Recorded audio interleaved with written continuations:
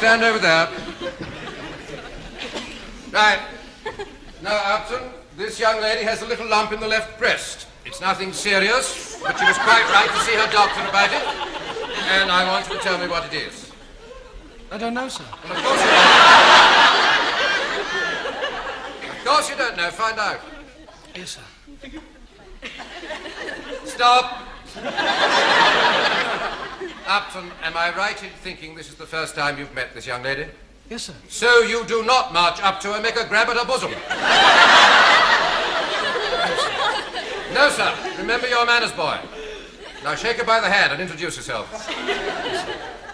Hello, I'm Michael. Oh, for God's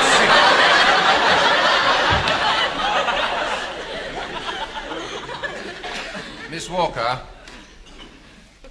this is Dr. Upton, who wishes to examine you, if you've no objections. No, carry on. Thank you. There you are, Upton. Get on with it. Stop! Control yourself, Upton. I've spent the last hour teaching you how to examine a patient. It obviously hasn't percolated through to that atrophied conglomerate of malformed neurons you use for a brain that you ask questions first. Sorry, sir. Well, get on. Yes, sir.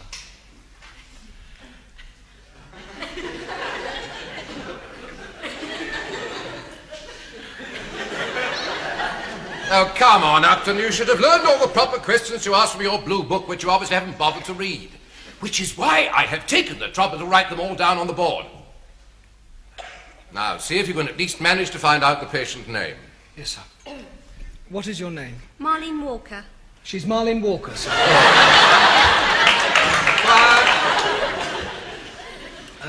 And address? 13 Norris Road. 13 Norris Road, sir. Well, don't tell me. Write it down. Yes, sir. And how old are you? 22.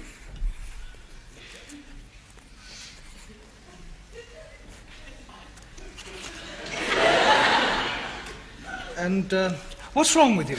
I thought you were supposed to tell me. Ask Miss Walker why she went to the doctor. Oh, about the lump. And where exactly is the lump? In the breast. Lump in the chest. Breast. Lump in the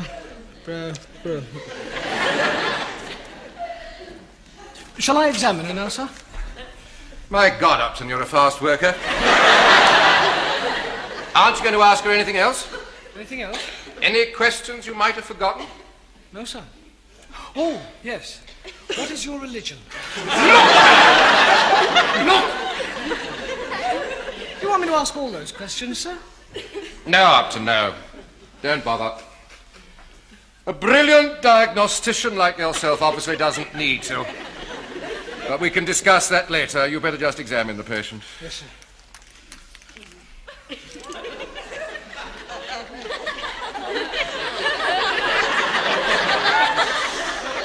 Very impressive, Upton. Can you get BBC Two on that thing? Pardon, sir?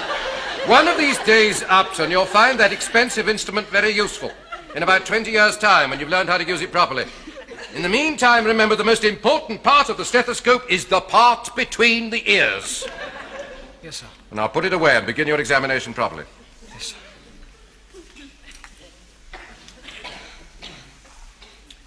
Stop! I think Miss Walker can manage that on her own. Would you mind, please?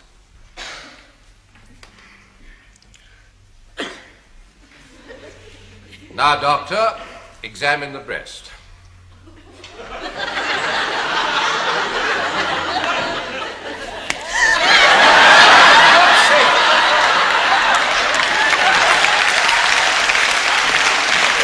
For God's sake, Upton, you'll frighten the patient to death.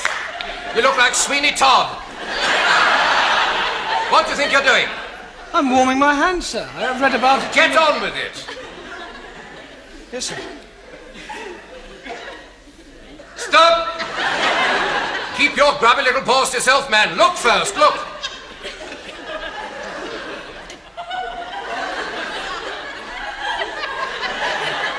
What do you see? Well, Anything unusual? yes. No. No, I mean no.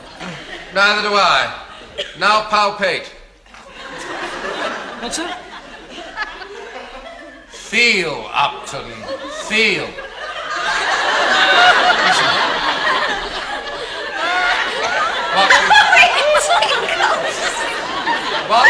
What do you feel? Oh. Well, she's got a sort of, lump. Sorry. What sort of lump? Well, a sort of, lump, really. Where? On the end of her nose? No, sir. Well, where? No. In her, chair, Tell me about it. oh, God. Please. Well, it's sort of, lumpy. I have spent all day telling you how to describe lumps. Position, shape, size, surface, remember? How big is the lump? Sort of normal size, sir. It can't be normal or she wouldn't be worried about it. Take your hand away. Now, is it the size of a football or a pea? It's about, so big. About the size of a plover's egg, would you say? A plover's egg, yes. All right. All right, that'll do. Thank you, Miss Walker. I apologize.